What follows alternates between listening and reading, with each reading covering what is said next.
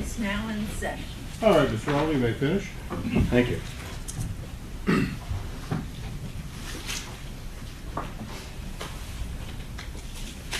The pain on the right side of her body, it had persisted, and the neurological complaints had persisted up until the point of the low back surgery, and there had been a lot of conservative measures tried up to that point in time. Yes? Yes. And so the decision that was made to undergo that surgery was a decision between her and her physician, correct? Correct. You've had patients who are referred to you by attorneys like myself, correct? Yes. And if a patient is referred to you by an attorney and you end up treating them and eventually providing surgery for them, that's between you and the patient. Is that accurate? Correct. And the fact that a lawyer might connect the patient with you to help that patient get care, that's something you've seen many times. Yes? Yes.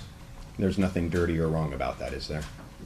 I only speak for my relationships with my patients and attorneys, and it's never been a situation where it's, as you would say, dirty. And you don't see that here. You're not saying that's the case here. I can't say one way or the other. So, I mean, I have really no knowledge of the surgeon, and I have no knowledge of who referred. I really have no knowledge of this. So, one way or the other. But the way this works is if a person's hurt getting access to health care, your experience is that it's a lawyer's job to help that person get the health care. And that's how you end up seeing them in those cases, yes? Yes. Okay. So the decision between the patient and her doctor, who was her doctor, the one that she met with and who performed surgery on her? I'm going to mispronounce his name. I think it's Rabini. That is Dr. Rabbani? Rabani. Okay. I apologize for mispronouncing that. And do you know that Dr. Rabbani has an excellent reputation? I have no independent knowledge of that, but so you say it. That's fine. And you've heard of the bad ones? Yes. He's not Quite on a that few. list in your mind? Not that I've heard. That's correct. And what's important here is to talk about that surgery. And you said that it wasn't medically necessary, but then you also said it wasn't medical malpractice to do it, right? Correct. And medical malpractice, you've testified in those cases as well, correct? Correct. And in doing this expert work, approximately how many times have you given testimony either in deposition or trial over the course of this 37 years that you've been doing this? In anything? Anything, yeah. Thousands. Thousands of times where you've given testimony. So you're an experienced expert witness, fair? Yeah. Yes. So when you're down off the stand explaining things to the jury, you have the experience of over 1,000 times giving testimony and explaining things in legal cases, yes? 1,000 times that I've given testimony in a deposition where a jury's not present, or jury trials. I mean, those are much, much less frequent. But yeah, I've given at least 1,000 depositions over the years. Okay. And in depositions, you testify and explain things Correct. like you have today. Fair? Fair. Now, medical malpractice is when a physician or healthcare provider delivers care that is below the standard of care of a reasonably careful healthcare provider, in this case a surgeon, practicing under same or similar circumstances, correct? Correct. And your testimony is not that Dr. Grabori, that his care of this patient and his surgery of this patient was below the standard of a reasonably careful back surgeon practicing under same or similar circumstances, correct? Gravori or Rabini? Rabini, sorry. Yeah, correct. He did Okay. not, in my opinion, he did not commit malpractice. That's correct. He didn't go below the standard of care. So his care of the patient was reasonably careful. Fair? He did not breach the standard of care. That's correct. Okay. Do you know that if it was medical malpractice, if it was negligence that was by that back surgeon that caused the patient's injury, that if it's negligence, that if that surgery and that happened because of this rear end collision, that would be the defendant's responsibility under the law. Objection, legal conclusion and argument. Sustained. Are you familiar with the law on subsequent negligence? When there's negligence and negligence follows negligence. Objection, relevance. Sustained.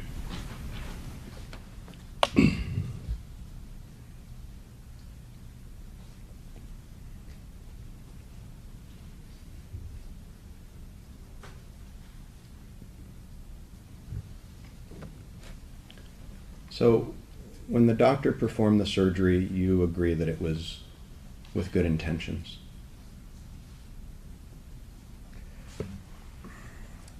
I would have to assume it was with good intentions. I don't know the surgeon, and so I'm not implying that it was bad intentions, but you asked me to confirm the affirmative, and I assume it was. Your testimony is you wouldn't have done the surgery. That is correct. Okay. But many other orthopedic spine surgeons and neurosurgeons across the country might. If that was their patient, they were seeing this patient with these ongoing symptoms. Correct? Correct with an explanation. I'm going to say, go for it. Okay. No, but if I see a patient in this situation, I would not tell the patient to have surgery. In my hands or in anybody else's hands. Because in my experience, surgery in this situation has very little chance of helping her in terms of what her problems were pre-surgery, of allowing that to go away. Okay. But there are many Right. surgeons across the country that would perform surgery if they felt it would help this patient with ongoing symptoms after conservative measures failed. True? Probably. Okay. All right. So the spinal cord stimulator, let's talk about that. I heard you say that she might have needed that even without the low back surgery. Let's just take the low back surgeries away and these symptoms continue. Epidural steroid injections fail. Being on narcotic pain medicine is not something she wants for the rest of her life. Physical therapy, chiropractic, acupuncture, she's tried it all and the pain continues. A spinal cord stimulator would be an option, correct? In a patient that has benign ongoing pain, which means it's not related to any particular problem like a pinched nerve or a tumor or things of that nature, a spinal cord stimulator could be considered for chronic pain. Unfortunately, it doesn't result in patients being completely free of all opiates and pain medications. It's just a way of helping treat pain. Correct. And that might have been something she ended up with if she never had the back surgeries, correct? From my perspective, that would be speculation. It's possible. Or just a life in narcotic pain medicine? She had surgery less than 2 years, or about 2 years after her injury. I have no idea what would have happened in the years thereafter if she would not have had surgery. The majority of people wouldn't have a stimulator for this, absent the surgery and just having the pain with what we see on an MRI scan. So the surgery, one of the indications for the surgery was that she continued having these foot drop. And foot drop is foot drop paralysis, correct? That's what it's called?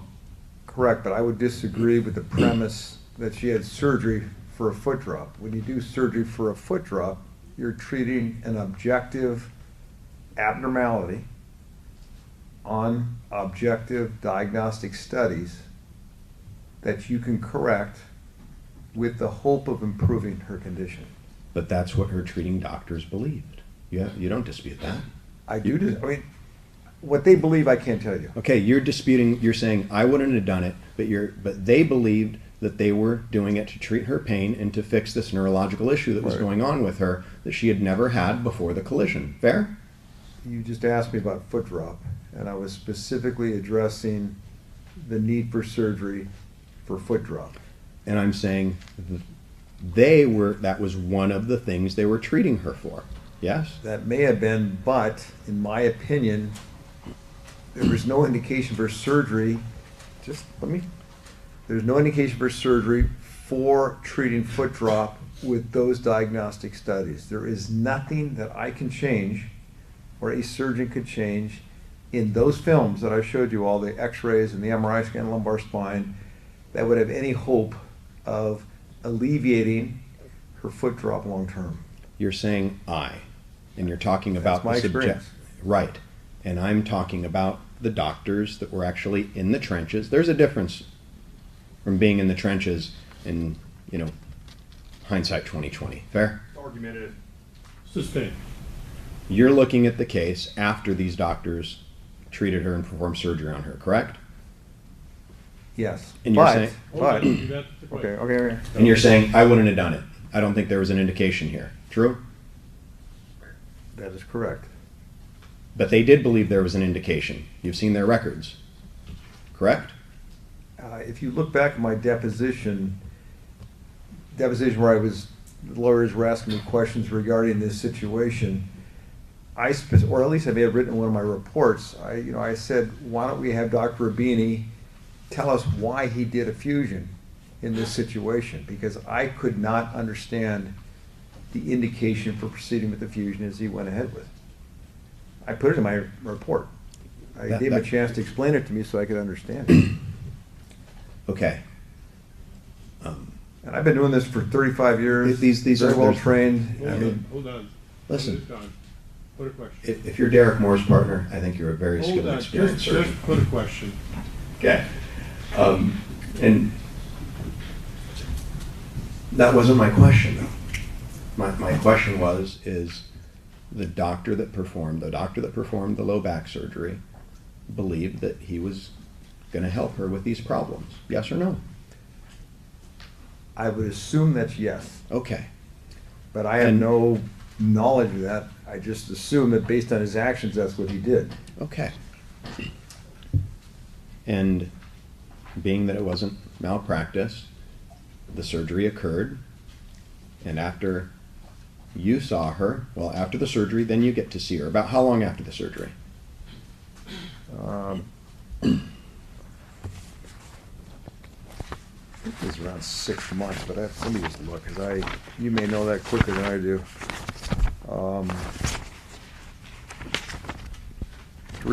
She had March 22nd of 18, she had her surgery, and I saw her 7 months later, almost 7 months later. And when you saw her, the foot drop was gone. Yes? That's correct, that's correct. Okay. And you can't explain how? You don't know. Correct? Correct. Okay.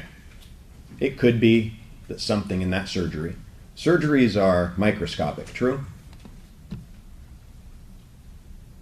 I mean, we do microsurgery, but they're not microscopic, no. What are you able to see stuff in surgery sometimes that you don't see on MRI as a surgeon? Occasionally, you'll see a process that you don't appreciate completely on an MRI, that's correct. Or if something happened between the last MRI and the surgery, that's So- correct. Sometimes there are surgeries that even with MRIs that are called exploratory, true? Rarely, but that's correct. And you, as a spine surgeon, have gone in and seen pathology. Pathology means like an abnormality. Fair? Correct. You've seen and found pathology when you're doing surgery that you didn't see quite clearly on the MRI. Fair? On occasion, that's correct. And in the surgery that was performed by the spine surgeon, what did he see? Do you know when he went in? Did he find anything that he said, wow, I got to remove that? I'd have to, if we review his operation report, it may be indicative. Let's take a look. I have no independent You recollection. got it in front of you? Okay. Do you have it? No, I don't have it in front of me. Okay. So it might be worth asking him, looking at that operative report. Yes? Fair enough. Okay. But nonetheless, she has the surgery, her symptoms do improve, and the foot drop's gone at the time she sees you. Yes? That's correct. And then she ends up continuing to have problems after that. Fair? Yes. But the surgery did improve her pain. Even though she continued to have problems, the surgery made her better. That's what the patient says. You don't dispute that. Temporarily, she was partially improved. How many times have you performed low back surgery on someone? You've talked about your years of experience and that you operate more conservatively now than you would have in the beginning. Fair? To an extent, that's fair. How many times have you done low back surgery, a fusion, where a patient's been better for a while and then turns out that they have failed back syndrome? It does happen on occasion where you have clear indications for doing a surgery, and you do the surgery that is indicated, and the patient has recurrent symptoms. That does happen. You've had patients who come in your career, you've performed spine surgery on them, you've fused their L5S1, yes? Yes. And afterwards, 7 months, a year later, they come back in and they still have pain, yes? Absolutely. When you perform a fusion on someone, do you tell them something like this? A third of patients are going to get better, a third of patients are going to stay the same, a third are going to get worse. In this situation, I think 30%, 20-30% chance of some improvement might be reasonable, very unpredictable, and less than probable it's going to help her. And it turns out that it actually did help her. So that 20 to 30% chance, it did help her. Yes? I find it interesting that after every one of her surgeries, she initially was better, her I'm shoulder. going to move to strike as non-responsive. I'm asking about this one. Sustained, last answer, go on. You want the question reread? No, I think, yeah, please. Thank you. Reread the last question. Okay. Question, and it turns out that it actually did help her. So that 20 to 30% chance it did help her, yes? Yeah, subjectively, she was improved, at least as indicated in the notes. Let's use that word for a while, subjectively. It seems to be a favorite word in this trial. Can we talk about it? Sure. Okay. Subjectively. Subjectively, she had neck complaints after she was rear-ended, correct? Correct. Going down her arm, correct? Correct. Pain and numbness, correct? Correct. Her description of her symptoms subjectively were of those problems. That's correct. And subjectively, you believe them because you found a source on the MRI scan. You showed us that. Her subjective complaints correlated with an objective finding. That's correct. So, we take these subjective complaints going down her arm. She also had subjective complaints going down her leg. Yes? That's correct. So, with those subjective complaints, her lawyers helped her get into a neck surgeon, correct? I think there was some referral made, but that's correct. And that could have been to you, but it was to someone else. No, I mean, that's correct. I'm not arguing that. I'm just, Okay. I can't recollect exactly who referred to what for what surgery, so. Okay? And then the neck surgery, you said, I'm going to attribute that to this rear end collision. We'll give her the neck surgery. Yes? It's more than giving her her neck surgery. It's about, do I look at this and say the incident could have caused the onset of her symptoms and the objective findings, and you put that all together, and I came to an assessment that I thought it was consistent with. That's correct. Okay, so you gave her the neck surgery as being caused by this collision, based on those symptoms and based on the MRI. Yes? Right. I just don't like the word giver. I mean, in my opinion, the neck surgery was a result of the motor vehicle accident, the need Okay. for it. So her subjective complaints then improved, correct? Upon treatment of the objective abnormality, her subjective complaints improved. That's correct. Okay. And then subjectively, use that word some more, she had complaints to her shoulder. Correct. And I know you don't like the word you gave it to her, but you agree that her subjective complaints in the shoulder with the pain and how bad it was matched up with something on the MRI. Yes? Correct. And so you agree that shoulder surgery along with the neck surgery was reasonable, necessary, and caused by the rear end collision, correct? Correct. Correct. And her low back injury, you agree there is a low back injury that caused these subjective symptoms that was caused by the rear end collision, the symptoms we see at least on this day. Yeah, in my opinion, the accident, absent any findings prior to the accident in her lower back or legs, the onset of symptoms was related to the accident. That's correct. And to have these symptoms, people can get rear-ended, you've seen it, and they have low back pain. But low back pain shooting down one extremity and causing numbness in the bottom of the foot, that's something very different than just low back pain, agree? Yes. It's called radiculopathy, correct? It's either pseudoradiculopathy or radiculopathy. Pseudoradiculopathy, if you really can't find an objective finding to correlate with it, or radiculopathy. But yes, she had radiating symptoms down her leg. But we have something pretty objective that happened to her. She was rear-ended by a truck, agree? Correct. And objectively, we know that there is a medical reason and basis for the radiating neurological pain in her arm and her shoulder, true? Yeah, there's a circumstance in her life where she had an accident, had an injury, and developed these symptoms. That's correct. And ever since she got rear-ended, she had a straight leg raise test that was positive. That's an orthopedic test that's performed that you perform, true? Correct. And that test was positive, and that's an indication. That test is something that was used by neurosurgeons and orthopedic spine surgeons for decades before MRIs to decide whether or not to perform surgery on patients, true? I mean, it is one thing that you look at in and of itself is not a black and white indication or examination finding that says surgery is indicated. It's just an indication that you've got some irritability of a nerve. Along with the subjective symptoms from a patient, correct? That's correct. Okay, because we don't just do a straight leg test and say, oh, that's positive, we perform surgery. We want to listen to the patient and their subjective complaints, true? Correct.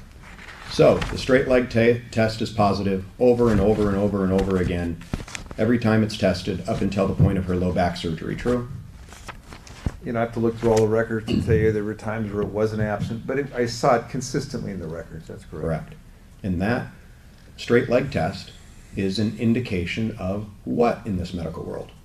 It's an indication that if, I mean, again, it depends on what it creates, but usually in this strict sense, if you straighten the leg out when somebody's sitting or lying down and you lift it up and it stretches the sciatic nerve and you get symptoms, it's an indication of irritability of the sciatic nerve. It's an indication of pathology, correct?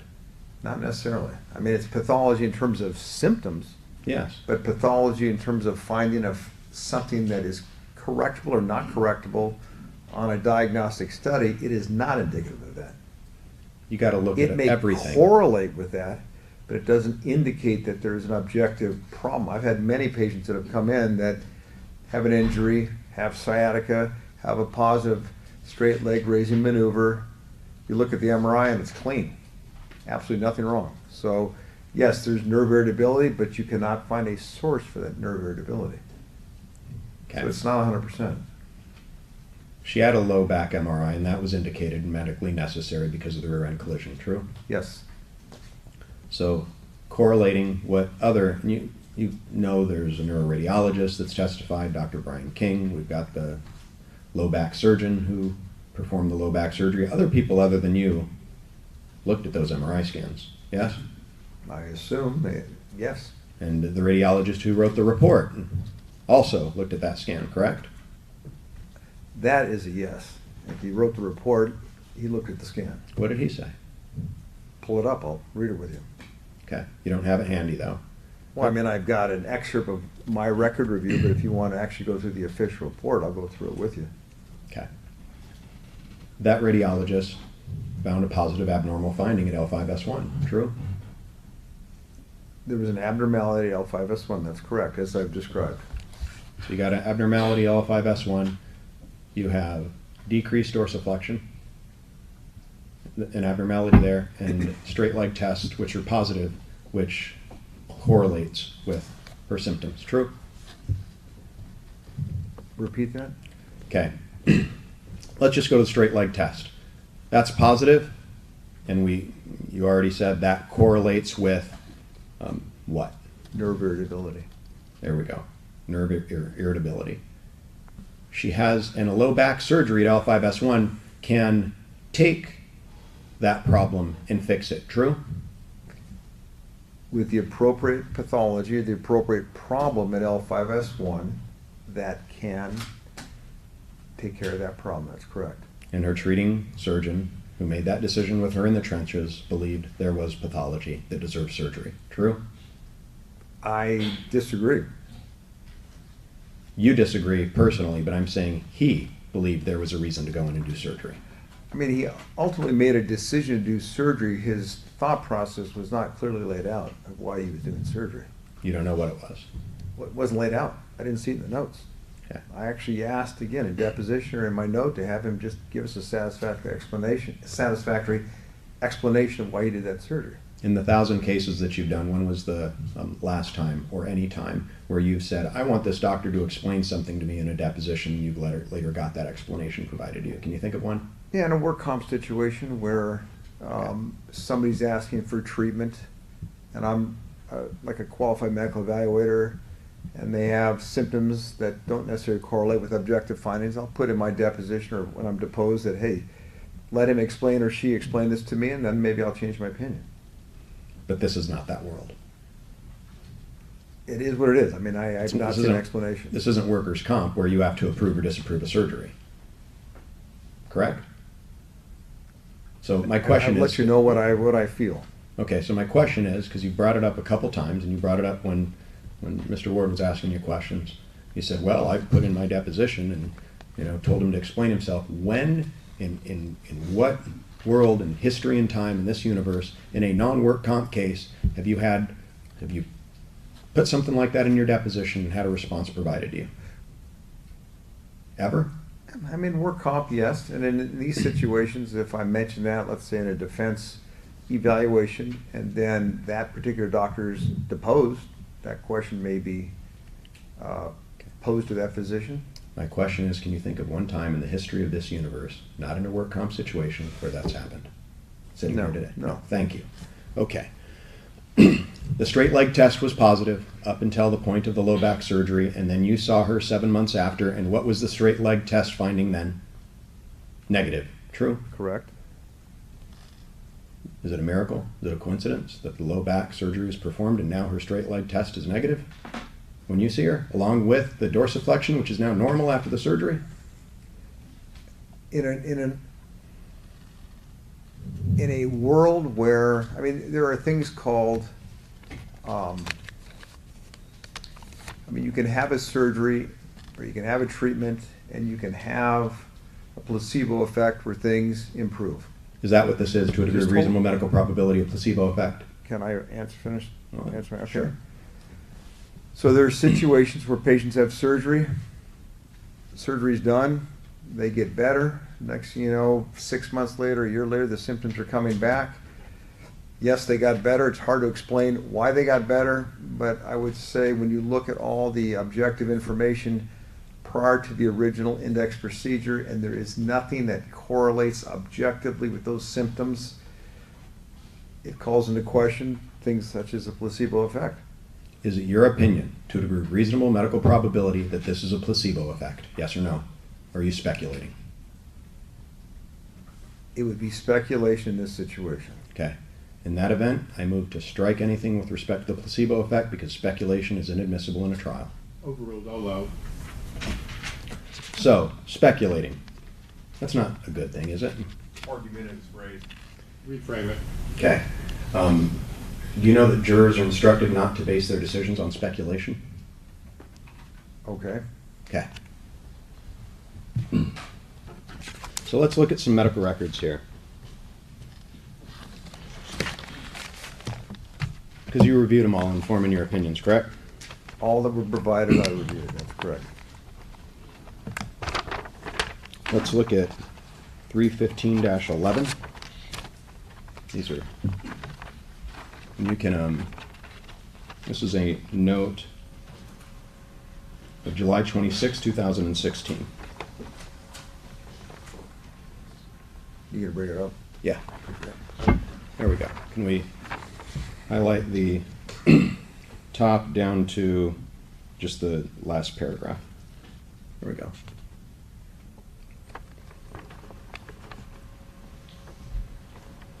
She has, if you look down at right hip, tenderness and bony tenderness. You see that? Correct? That's in her right hip. Yes. If we look at 2.5, and you took this into consideration, correct? Correct. What's causing the right hip pain? On the 26th of July, 2016.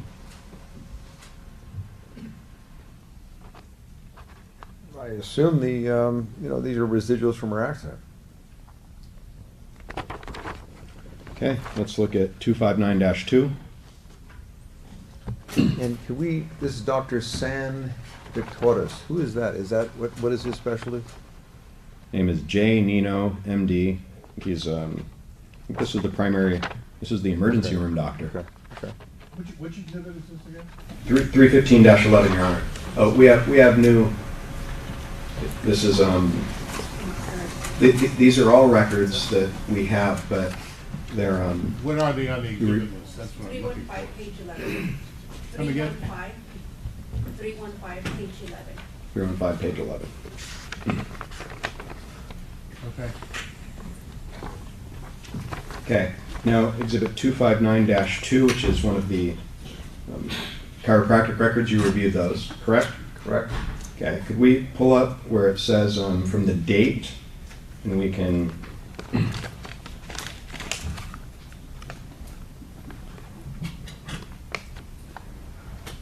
go down to the bottom of the object. There we go, perfect. All right. What does it say about her lower back pain? Under subjective, low back pain comes and goes and feels a pinching with certain movements. Lower back pain coming and going. This is now September 13th, 2016. Pinching with certain movements. Would that be consistent with a finding of a positive straight leg test? Could be, yeah. Consistent with a disc herniation? I mean, it's consistent with an injury to the back, of which a disc herniation could be one of those things. If we look down under objective, we see right Terctors. Give us that word. I'd be guessing. Okay, it's a part of the body that I guess we don't know. Or Or misspelling. it's I have no idea misspelled. what that is. But let's look at the the entire sentence. It says right short leg and causes an antalgic gait. What's right short leg and antalgic gait mean? Is that consistent with foot drop? I mean, not necessarily. I mean, I have no idea what a right short leg is unless she has a short leg. Antalgic gait means a painful gait. It says that her pelvis basically is pulling. Do you know if that indicates that it's pulling and affecting her gait? Don't know. Well, this is chiropractic lingo. I'm not a chiropractor, Okay. so I don't know how to interpret this in terms of that specific verbiage. Let's look at 331-1, which is. And I'm not anti-chiropractor. I just don't understand their lingo sometimes. Gotcha. 331-1, this is from the Pain and Rehabilitation Medical Group. We can bring up the second paragraph and highlight that. This is from September 29th, 2016, correct? That is correct. If we look at the last sentence, she also gets lower back pain to a lesser degree with intermittent pain down the right leg, but no numbness or weakness. What's this telling us? She has low back pain and intermittent pain in her leg. Period. And subjectively, we're seeing that the numbness and weakness has got a little better. Correct? No, it's absent. It's absent. Well, that's good. It's got better. Well, I mean, what's the date of this? This is September 29th, 2016. So yeah, shortly after her accident, a couple of months after accident, she has resolution of her numbness and weakness in her leg. Or at least at that moment in time didn't have it. And what does that mean, at least at that moment in time? Can symptoms kind of change and fluctuate when you have a low back injury? Sure. They can wax and wane. Okay. So it's not, if we see waxing and waning symptoms in a medical record, that doesn't trouble you. You see that all the time. No, not at all. People have good days and bad days, yes? Correct. But with respect to her neck, she's saying up above, she has continuation of the neck pain along with pain down the right arm radiating into the hand. She gets numbness and weakness there. You don't dispute that, right? No. I mean, I dispute her symptoms. You know my opinion regarding her neck injury, so it's not inconsistent. Let's look at page 2 of that record, 331-2. And we see under the spine exam, if we highlight that paragraph all the way down to the word Achilles, there we go. There is also tenderness in the lower lumbosacral spine. That's in the second paragraph there. You see that? Yes, yes. So this is the end of September. It's been over 2 months. What is the cause of her having tenderness in the lower lumbosacral spine?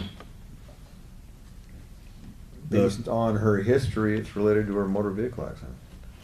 And that's L5S1, correct? That's the area. Lower lumbosacral spine does not imply a particular level, but that's in that area. It could be L4-5, could be L5S1, could be any area. I mean, you know, in that lower part of the lower lumbar spine. Straight leg raising test is positive in the right leg for radicular pain. See that? Yes? And that would tell us that there's something going on there, correct? Something tell- real. True. It tells us there is nerve irritability when you stretch your right leg. That's correct. And if we look at neurological exam, reveals weakness of multiple muscle groups in the right upper extremity, including the shoulder, the elbow. You don't dispute any of that being real, do you? I mean, I wasn't there, but it's consistent with the shoulder injury compounded on a neck injury. Okay, Yeah, from the collision. yeah, that's correct. Then if we look at motor examination of the lower extremities, reveals weakness of knee extension and foot dorsiflexion as compared to the left. Do you see that? Yes? What's causing that? Same thing that's causing the positive straight leg test? No. It's kind of an inconsistent finding. Knee extension is quadricep.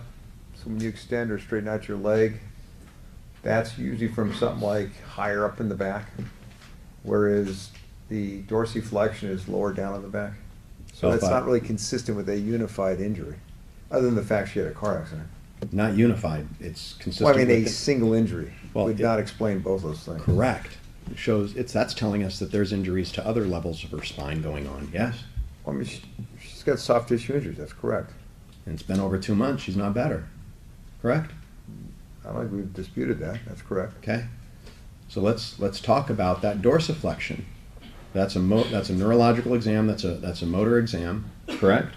You do that yourself, correct? Yeah. Yes, that is a muscle group that you would test. And that's the test that you did after her surgery, 7 months, that showed she didn't have a problem there, correct? Correct. And before surgery, we're looking at this, she has that problem, correct?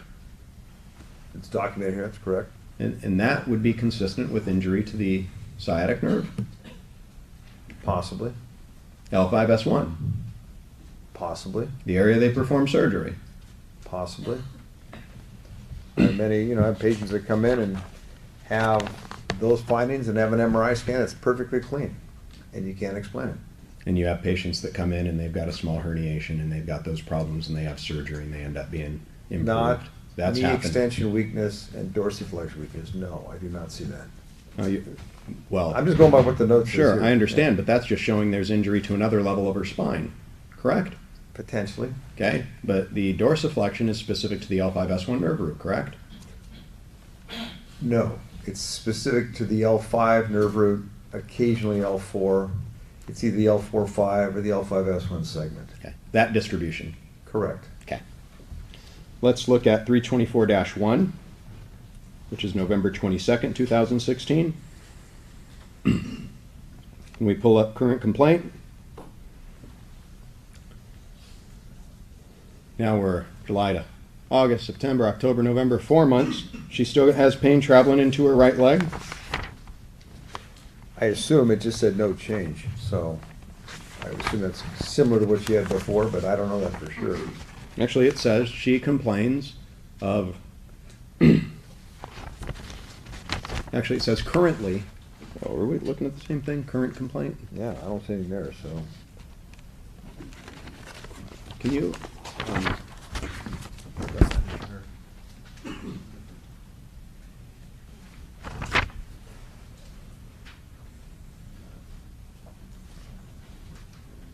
One second,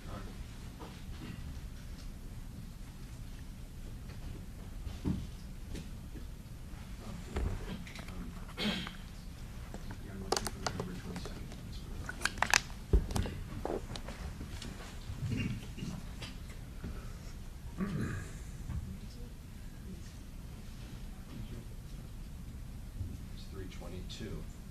Now look at 322. Sorry. Exhibit 322? Yes, Your Honor. Something different.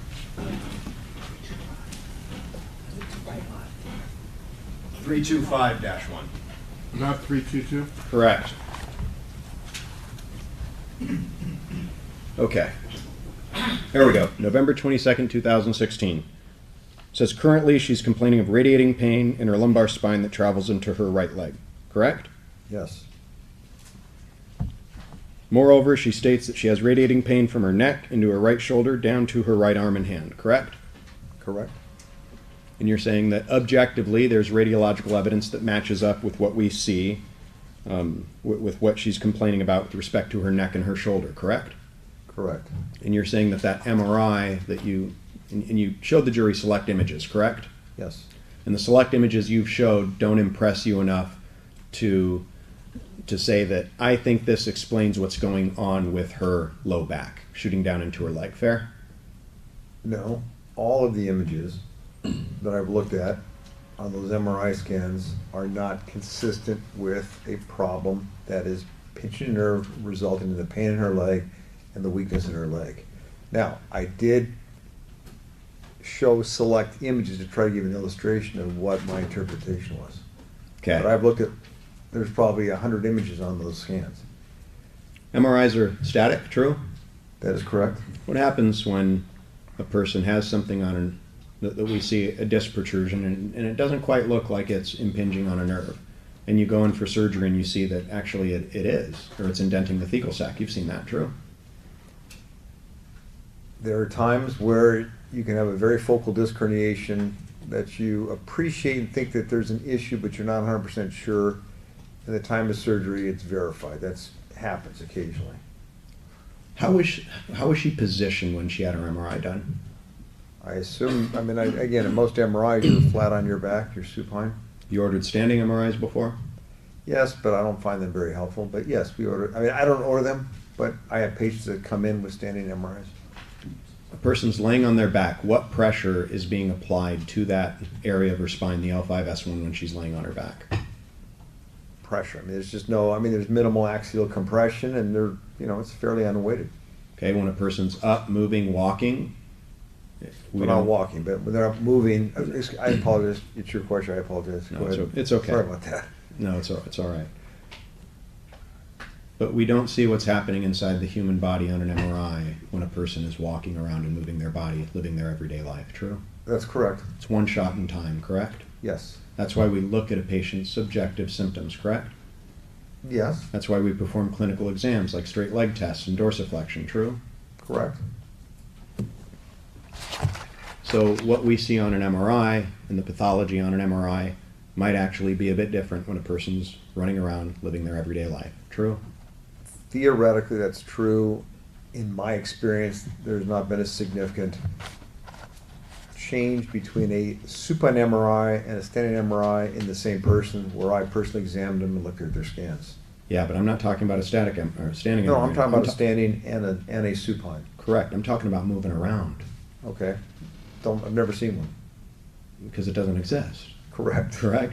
So the point is that a person can have something on their MRI that might not look like it's indenting the thecal sac or impinging upon a nerve, pinching a nerve, but you take that pathological finding and they move around and they're moving, living their everyday life. It might be irritating the nerve roots. True. Conceivable. You didn't have an MRI at the point that straight leg test was being done. Correct. Correct. And when you're doing a straight leg test, you're aggravating that area. Correct. Correct, but in my opinion, I would not expect to see a anatomic change in the lumbar spine just by stretching the soft tissue sciatic nerve. When was the last time you tested it? Have you tested it throughout your 37-year career? No. But through my experience, through doing surgery on thousands of patients, dissecting cadavers, etc., I would not expect that to change the anatomy of the spine just by stretching the leg a little. You move the body around, it might be irritating the nerve. You don't know, do you? No, irritate the nerve, yes. I'm talking about a change on the MRI. Okay. There we go. The change in the MRI might not occur because what's on the MRI in that static image, that one shot in time, is what it is. But whether or not what we see on the MRI irritates the nerve as the body's moving, that's something different, true? I'm not really following your chain of thought here. Okay. Why don't we operate on MRI scans? Because they might be misleading, true? Because a significant number of people have abnormalities that don't correlate with their symptoms. So if we operate on every abnormal finding on an MRI, we'd be operating on a large volume of people for no reason. Okay. Let's look at exhibit 344-3. You reviewed Dr. Mobine's records of his neck surgery, correct? I have seen them, but I mean, I just find that particular record, 912. Let's pull up physical examination. She has tenderness over the lumbar facets. On the right side, greater than the left. Facet loading increases pain in the lumbar region. See that? Yes. Those are other objective tests, correct? They're objective tests, but based on a subjective response. Which you rely upon every day in your profession, correct? Absolutely. You can't do surgery without a subjective response, can you? That's correct. Well, you can do surgery. I mean, you can go by complaints and what the MRI shows, and you may have no objective findings on an examination, but in general, you're relying on the patient giving you feedback in terms of what you're doing. That's correct. You don't discount subjective, do you? In a general sense, no. In certain situations, you discount it. So having tenderness over the lumbar facets on the right side greater than the left side, on September 12, 2017, which is now 14 months after the injury, you agree she continues to have a low back injury from being rear-ended by this big truck, true? She continues to have lower back symptoms from her injury, correct? You agree she has a continuing low back injury from being rear-ended by this truck, yes? Correct. Okay. And showing that the facet loading increases pain in the lumbar region, along with the straight leg test being positive on the right side with radiation of pain to the right buttock and posterior leg, that tells us something's going on in that area of her spine, doesn't it? Yes and no. It tells you that she's having continuing irritability. And, you know, looking at that area of the spine might show you a problem, may not show you a problem. But it's consistent with something ongoing. And the surgeon that performed surgery looked at the MRI and, in his opinion, felt there was a problem there. Again, I'm not in his mind. I can go by what I see, what my interpretation is, and I think the jury had a chance to look at my interpretation of that scan. And for the lack of objective findings in the MRI, I still believe what I believe, very clearly. Is that L5S1 disc normal? It's not, is it? It's not normal in the sense that it's not, you were not born with a disc that looks like that. That's correct. But you're saying that most people her age are going to have a disc that look like that? If you scan 100 people in her age group at that time, a significant percent will have a degenerated disc. I have many patients that come in and they're 18, 19 years of age and have 2 or 3 degenerated discs. Is it common? No. Is it uncommon? It's not rare. So the older we get, the more likely you're going to have an abnormality. You can have pain from the disc itself, true? Yeah, you can have discogenic pain. Does she have discogenic pain? Is that what she had? Do you know? It's possible. Okay. And discogenic pain. It's possible. Okay. Discogenic pain is treated how? Removing the disc? Discogenic pain is often treated conservatively, non-operatively, because the results of treating discogenic pain are quite poor. Okay. So oftentimes, you said, it's treated conservatively and non-surgically. What happens when conservative treatment and non-surgical treatment fail and the pain continues with the discogenic pain at L5S1? If you prove that is where her pain is coming from, surgery may be an option, but there's no proof in this situation that it's coming from that level. No proof, none, zero? Or just not to your satisfaction? Well, I mean both. I mean, there's no objective evidence that L5S1 is injured objectively. Yes, she has symptoms in her lower back. Yes, she's got some pain into her right leg. No debate about that. The question is there a significant enough abnormality on her scan to justify invasive surgical treatment? And the answer, in my opinion, is no. 14 months afterwards, what's causing the pain? The disc? The nerve root? What? As a surgeon, you have many patients that come in that have pain and you want to help them. I'm You asking. really- oh, hold on, this is my explanation. You really want to help them, but you got to hold back sometimes and say, Okay, I don't I'm going to think I can object and help move them. to strike. I asked you a specific question, Hold sir. on. Allow him to finish his answer, then you can follow up. Go. I think I finished. Okay, finish his answer. Okay, could I have my question read back? Yes.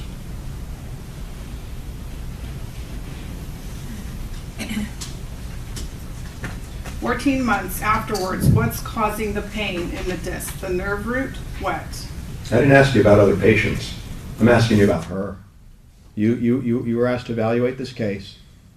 14 months after the collision, what is causing the tenderness over the lumbar facets? Right side greater than left. The facet loading causing pain in the lumbar region, and the straight leg being positive on the right side, radiating into the right buttock and posterior leg. Tell the ladies and gentlemen of the jury what the cause of the pain is. She has pain that developed as a result of this motor vehicle accident. Objectively, there is nothing on that scan that would explain her myriad of symptoms to my satisfaction in order to do some type of invasive treatment to try to cure a problem. What's the source of her pain? Good question. Good You question. don't know. I don't know. I mean, and oftentimes we don't know. Ah, And in those situations, you back away. in those situations, you said you'd back away. That's correct. Correct, but her surgeon, who she treated with after all the conservative measures failed, her and her surgeon decided to try a surgery to remove that disc, correct? Correct. But that doesn't make it right. Okay, oh, now you're saying it's wrong? Is it malpractice? No, I said that doesn't make it right. What, was it wrong? I didn't say that. Okay, well, you said it doesn't make it right. It's still not below the standard of care. Well, thank you for that. It helped her. It alleviated these symptoms, and she was better when she saw you 7 months after the back surgery. Isn't that accurate? At the time I saw her,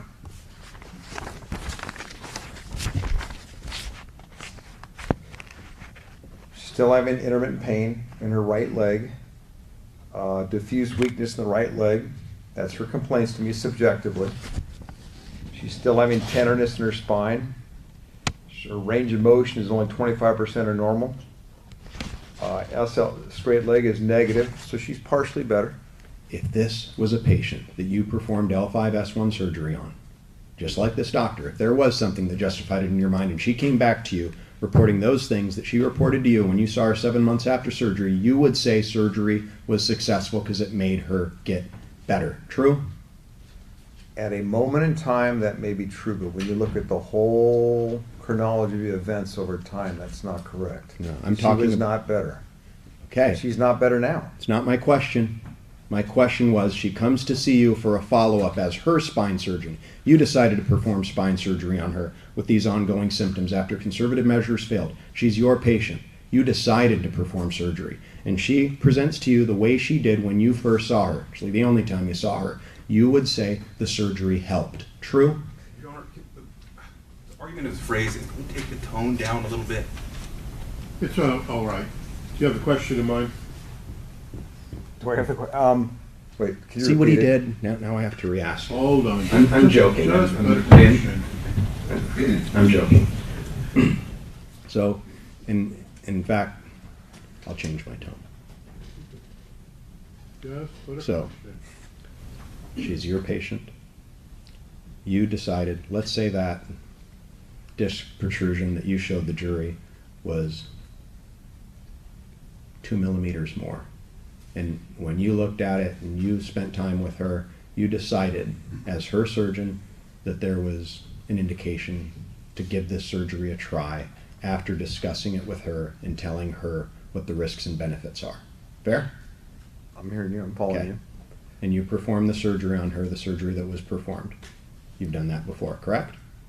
I've done surgery before, correct? Okay. And she now comes to see you 7 months after the surgery, and she presents the way she presented when you saw her. You with me so far? Yes. You would say the surgery was successful because it made her better. True? I would say based on her symptoms, she's partially better, correct? Okay. And knowing with your experience of 37 years that she's better doesn't Sorry, mean 34. 34. Sorry, Thanks. I'm trying to help. She You know, and you would know at the time, that just because she's better doesn't mean she's going to be better 6 months from now, correct? Sure. Because with low back surgery, a person can get better but still have ailing problems that require them to come back in for more treatment later on. True? Sure. So let's look.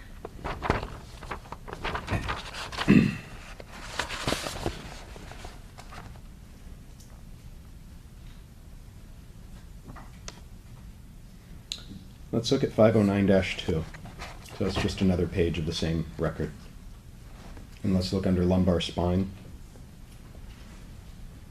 Patient has numbness and tingling in the lower back and right hip. Patient indicates on a pain scale from 1 to 10, with 10 being the worst, the pain most days in the lumbar spine is a level 5. On a good day, pain level is a 3. On a bad day, it increases to an 8. Pain increases with prolonged standing, walking, and sitting. Patient is unable to sit for more than 2 minutes or stand for more than 5 minutes before the pain increases. Patient has difficulty bending forward, backwards, sideways, and driving for a prolonged period of time. Patient also has difficulty sleeping and awakens with pain and discomfort. Patient admits to having painful bowel movements. Urinary frequency. She's used heat, ice, medications to help alleviate the pain. You read that record, true? Yes. All those things being caused by the low back injury from her being rear-ended by this truck. You'd agree? I mean, those are her subjective complaints to that particular physician that are related to this motor vehicle accident. And those are serious symptoms, correct? I mean, there's significant symptoms. Not a good way to live, agree? I agree. They have chronic pain. That's not So fine at that point. 14 months after, and this is Dr. Rabbani's record we're looking at, the low back surgeon, correct? I don't know. You have to show me the signature, but I trust you. And we can pull that down. You agree that at this point in time, she's having difficulty living her life, being a mother, correct? Yes. Difficulty shopping, difficulty climbing stairs, difficulty getting in and out of a car. You agree, right? Correct. She's having all those problems 14 months after this rear end collision because of being rear-ended. You agree? Correct.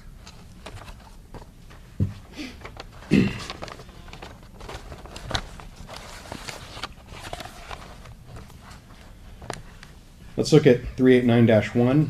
It's a physical therapy record, January 10th, 2018. Reason for visit, back shoulder. When we look at arrival information, highlight or bring that up. Her right leg is numb and tingling. See that? Mm-hmm. Yes. But she is having less discomfort with normal activities. That means she's trying the physical therapy, correct? Yes. Let's go up to diagnosis up above. It says lumbago with sciatica. What does lumbago with sciatica mean? Lower back pain with sciatica. And you agree that's because she was rear-ended by this truck, yes? Correct. We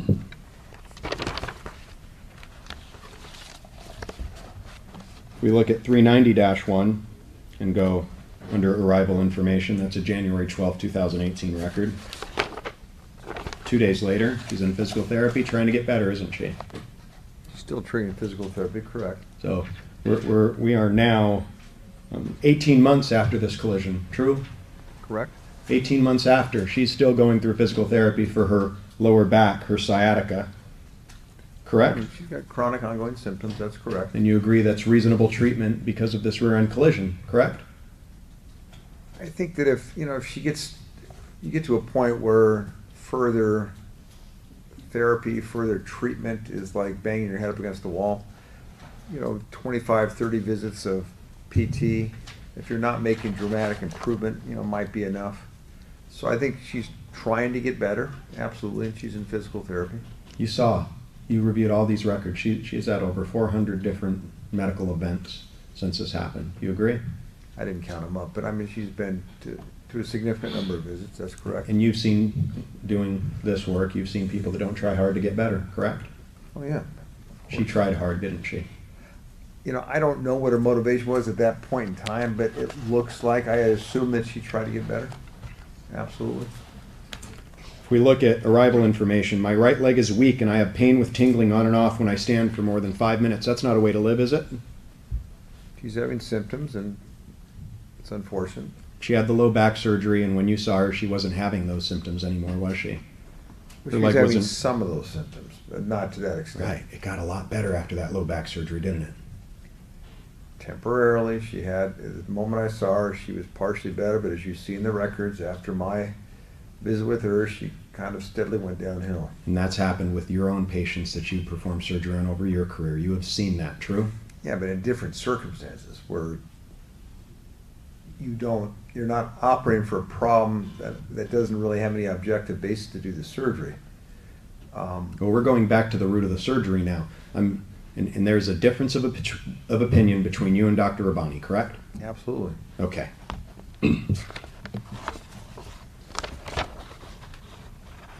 Let's look at 515-1. This is after surgery, April 5th, 2018. We look at the first paragraph. She's approximately 55% better. That's a good thing, right? Sure. Her leg pain has resolved for the most part, correct? That's what it says. But she's still taking Norco for the pain, correct? Yep. And this is consistent with what you saw when you saw her, correct? 55% better. She was partially better. I didn't quantitate it in that sense, but she was partially better. Less pain. And no objective weakness. Would it be kind to call you a courtroom doctor? Call me whatever you want. You ever been Good called that practice. before? Nope. I'm not calling you that. Good. I don't know where that came from. I know.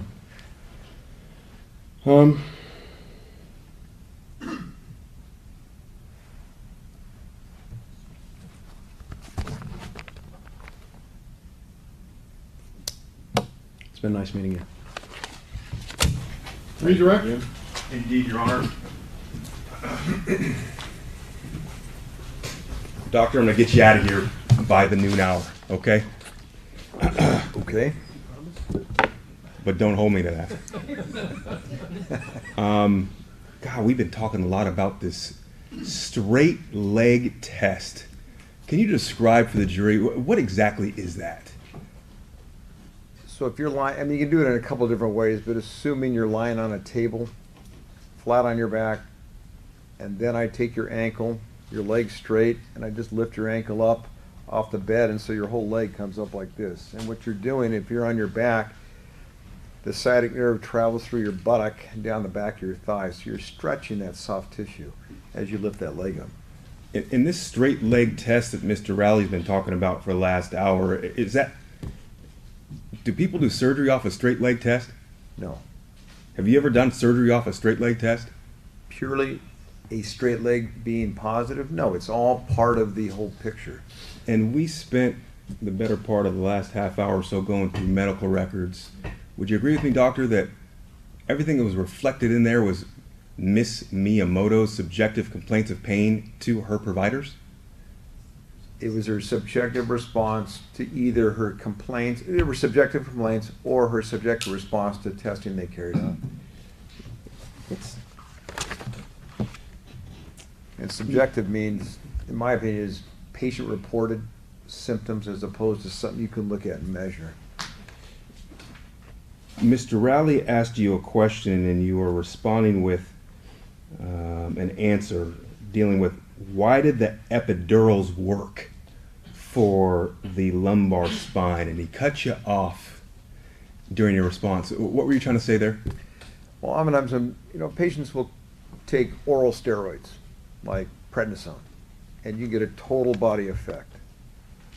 You can get an epidural injection, and that's medications injected into your soft tissues, into the frame, into the spinal canal, and you get a total body effect. And one of those effects is you get pain relief from the epidural. So even though if somebody has a herniated disc, you get a shot, an epidural shot for that sciatica or that pain, that can help because it's treating the root cause of that pain. But also, there's a certain subset of patients where you can do an injection and you get a subjective response and it's from the total body effect of the cortisone. So in a patient where you don't have an objective abnormality, as I was trying to point out on the MRI scan, you can get that response from the steroid in terms of relieving the pain temporarily.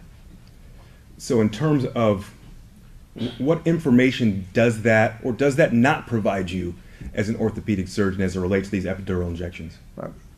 When you do an epidural for this situation, the relief of pain doesn't really provide me with really any information other than the fact that her pain got somewhat better temporarily. It doesn't really give me any diagnostic information. It doesn't give me that information in this situation saying, aha, we got to go operate here. It doesn't give you that information. In your review of the records tied to this March 22nd, 2018 lumbar surgery, have you reviewed anything that would suggest to you that there were any complications with the surgery? The index operation, the first one, Correct. I did not see any indication of any complications from that surgery, other than not relieving all of her symptoms and her symptoms coming back. In the event a patient comes to you after you perform a lumbar surgery similar to what took place here on March of 22nd, 2018, and tells you that they're having incontinence issues, what do you do about that?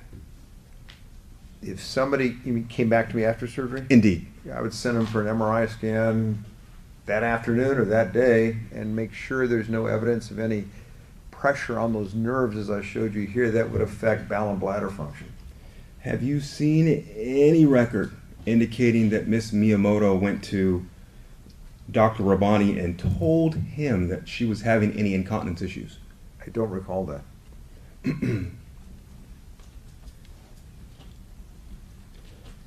You mentioned that you found it interesting that after every one of her surgeries, she was initially better. What were you meaning by that?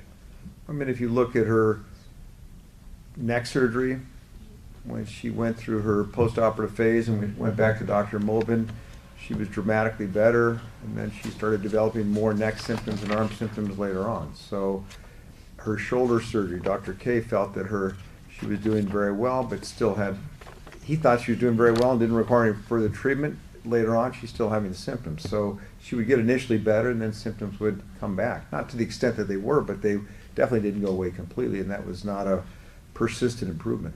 And does that inform your opinions at all in this case? It just reinforces my opinion that her surgery on her lumbar spine, she may have had some partial improvement from the procedure and the circumstances of it, but it really wasn't treating a pathologic process that I could correlate with her symptoms. I want to talk to you really quickly here about this future care issue. You reviewed the life care plans dealing with future care from the plaintiff expert, Dr. Fish, correct? Yes. Dr. Fish has obtained recommendations for future cervical care and lumbar care. Do you endorse or support any of those recommendations? Some. And what would those be? In general, if I do a cervical fusion or a lumbar fusion on a patient, I'm going to follow those patients along for at least a year intermittently, get intermittent x-rays, and if their symptoms behave and get better and they're feeling good, then we release them from care. You might see them periodically if their symptoms recur, but there's no reason to follow them on a regular basis long term. So some of Dr. Fish's recommendations were to be seen periodically, get x-rays, get periodic MRI scans. To me, that's all speculation that she's going to require that in the future. To me, it's less than medically probable that she's going to require a certain number of MRI scans, a certain number of x-rays. He also commented on epidural injections, further injections in the future, and commented on the need that she would require future surgery in her neck and in her lower back. In my opinion, it's less than medically probable that she's going to require any further surgery on her neck or her lower back. She could develop symptoms. It's less than medically probable. She could require further injections, surgery, but it's, I think, on the order of 15, 20, 25% in terms of, injections or surgery. So it's certainly possible, but I think it's more likely not that she won't require that extensive treatment long term.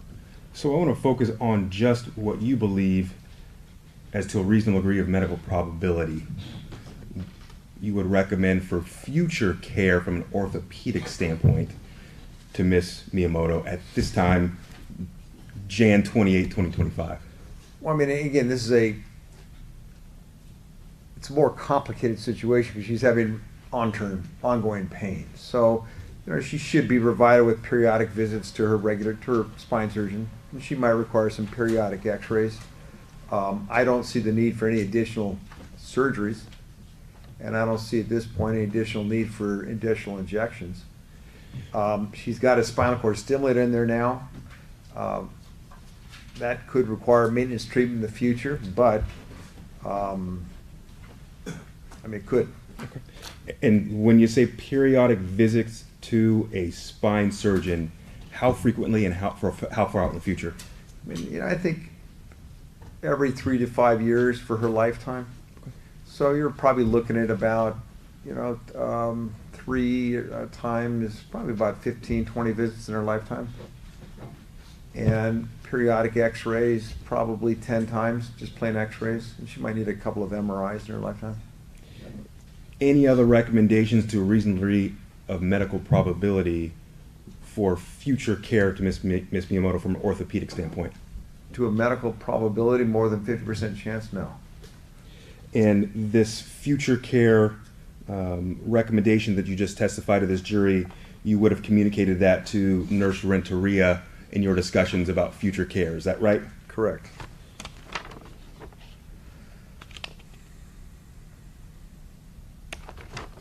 I have nothing further. Thank you.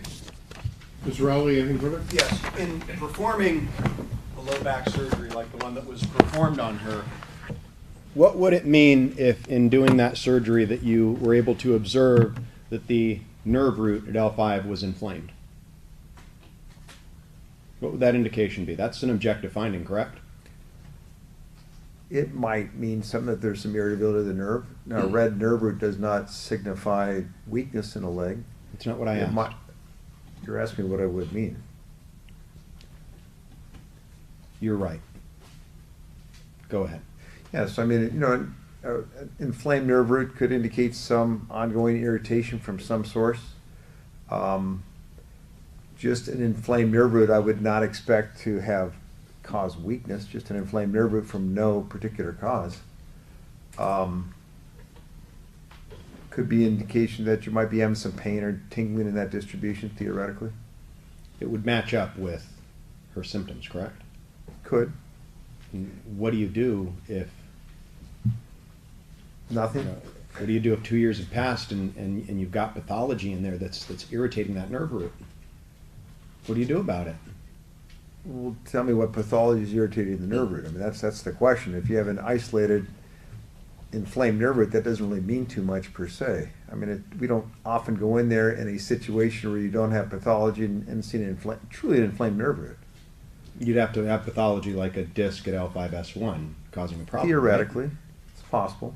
And that's what the treating doctor in this case thought he was treating, and that's what the neuroradiologist in this case thought he saw, correct? Well, a radiologist, an x-ray doctor that's interpreting an MRI scan would not see an inflamed nerve root. Correct. A neuroradiologist. That's what you said. They said neuroradiologist. I'm talking about the disc. Different. And what I'm saying is that the disc that we're talking about in this case is the L5S1 disc, yes? Yes. If the L5S1 disc was something that was problematic from this rear end collision, it could irritate that L5 nerve root, correct? I don't accept your premise that the L5S1 disc was a problem in this situation.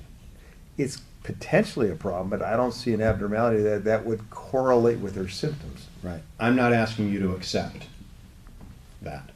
Okay? I know you don't. That's your opinion. I'm challenging it. That's fine. Okay? And what I'm challenging is this premise. Think of this. You've got the disc that we're saying is abnormal at L5S1. The treating doctor that performed the back surgery, the neuroradiologist, Dr. Brian King, has testified that that's an abnormality. You're saying it's not, correct? That's a No, difference no, in no, opinion. no, no, no, no. I said there's a small disc bulge, L5S1, and as I pointed out, the axial scans here, the cross sections, it's central to the left, Okay? not touching the right-sided S1 or L5 nerve root. Correct. Without, and I mean, there's space and those nerves are completely free of any type of outside pressure. According to the MRI, which is static, taken one shot in time, correct? 2 shots in time. She had 2 MRIs. Right. And those MRIs are showing the same disc, correct? They're showing the same spine, they're showing the same L5S1 disc, and they're showing the same bulge central to the opposite side left. How many millimeters is between that disc, that abnormality that we see, the bulge at L5S1, and the L5 nerve root? On the right side, Yeah. 4 or 5 millimeters, at least. Show us with your fingers. What's that? Why don't we show it on the scan? It's easier to see.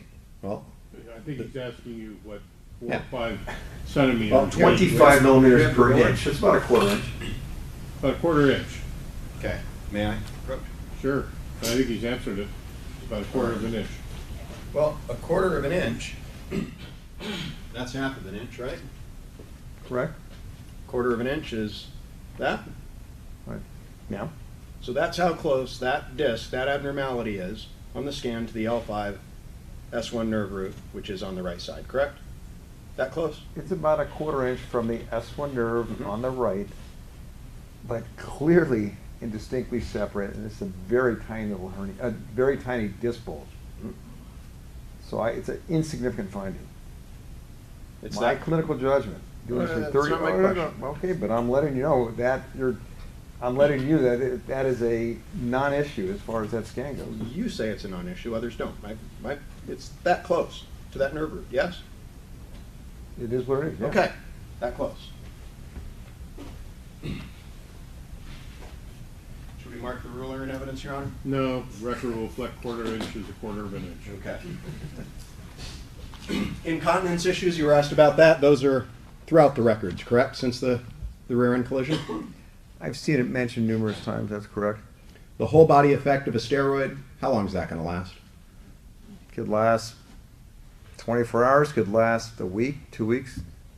And how long did the injections that were done in the lower back, how long did they last? It lasted several weeks, or she had some decrease for a month or so. Yeah, you're not saying that that's the effect she would have had if she took an oral steroid like a prednisone or a We give- Medrol dose pack. We give Medrol dose packs, which is a steroid, to many patients that come in with sciatica from a herniated disc, and their pain will disappear for 6 or 8 weeks. That's an oral steroid, and then come back. So yes, you can get prolonged relief from an oral steroid. You said days, you said maybe a week. She had Oh. relief for a lot longer, true? I'm just letting you know there's a range. You're not saying that an oral steroid would have, to a reasonable medical probability, alleviated her pain the same way that the injections did, are you? You're not saying that. Given her pathology, again, she had an injection L4-5, L5S1 on the right side, 2 areas. She had a significant dose of steroid. Can that total body effect calm things down for an extended period of time? Sure. Yes, my question is you said oral steroids. You're not telling this jury to No, a but it's degree- the same effect as an oral steroid. It's a Hold total on, body wait- effect. Wait until his question finishes. You're saying that taking an oral steroid is going to have the same effect as injecting the steroid into the nerve root, into the area? It can at times, yeah. You It see it can. frequently. Okay. Last question. With respect to future care, you agree that she needs future care for the rest of her life for her lower back because of this rear end collision? Yes? Yes, as I outlined, yes. Thank you.